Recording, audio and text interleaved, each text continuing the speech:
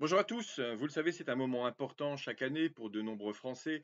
Au pouvoir d'achat en berne, les soldes est souvent l'occasion unique de s'équiper, de renouveler sa garde-robe et simplement aussi d'acheter parfois des produits culturels comme les jeux vidéo, les DVD et les Blu-ray. Eh bien, ce qu'on peut dire, c'est que cette année sera vraiment très très mauvaise, hein.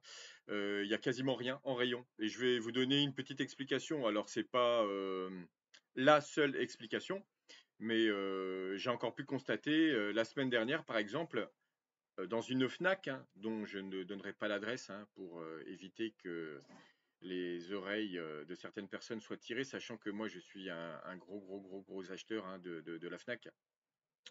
Mais il y a une pratique, forcément qui est pas du tout interdite, hein.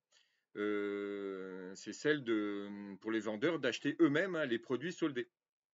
Voilà, les revendeurs se mettent, les produits, les articles soldés de côté. Alors, il y a de très nombreuses années, quand je pratiquais les soldes beaucoup plus intensément, je sais que par exemple, les vendeurs de Score Games, je leur avais posé la question de savoir pourquoi ils se mettaient pas les jeux de côté. Et en fait, ils m'avaient répondu que oui, si, c'était possible, hein, mais que c'était limité, hein. Ils avaient le droit de. Alors, c'est limité en nombre, hein, et surtout, lorsqu'un produit est soldé, ils n'avaient le droit que d'en prendre un seul exemplaire. Alors, je ne sais pas du tout si ça prévaut dans toutes les enseignes, dans toutes les chaînes de distribution.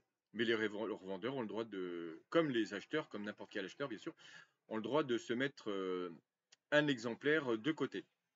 Mais j'ai quand même l'impression que le temps passant, les produits soldés en quantité étant bien moins nombreux, qu'il y a moins en moins de produits pour les clients.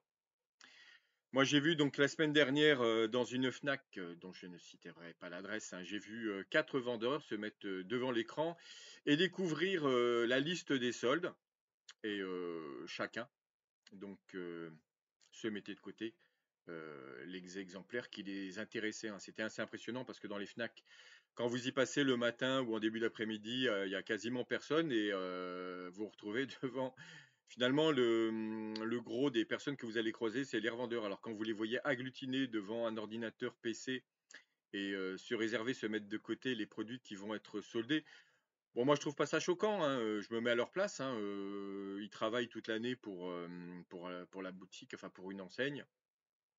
Le pouvoir d'achat étant en berne, c'est normal qu'ils puissent aussi accéder aux soldes. Mais ça donne quand même une très désagréable impression pour l'acheteur et le client que je suis. Bah, c'est de les voir, de se mettre tous les meilleurs produits de côté. Alors dites-moi en commentaire si ça vous choque ou non, hein, que les revendeurs se mettent les produits de côté. Et surtout, bah, écoutez, ne soyez pas étonnés, hein, de voir très peu, de moins en moins d'articles intéressants soldés, puisque évidemment, les revendeurs, d'une certaine façon, ont la priorité. Et on les comprend. Et franchement, si je travaillais pour la Fnac, qu'est-ce qu'il y a d'autre, Cultura et d'autres, c'est quelque chose qui me réjouirait, moi, en tant que vendeur. Par contre, évidemment, c'est un petit peu moins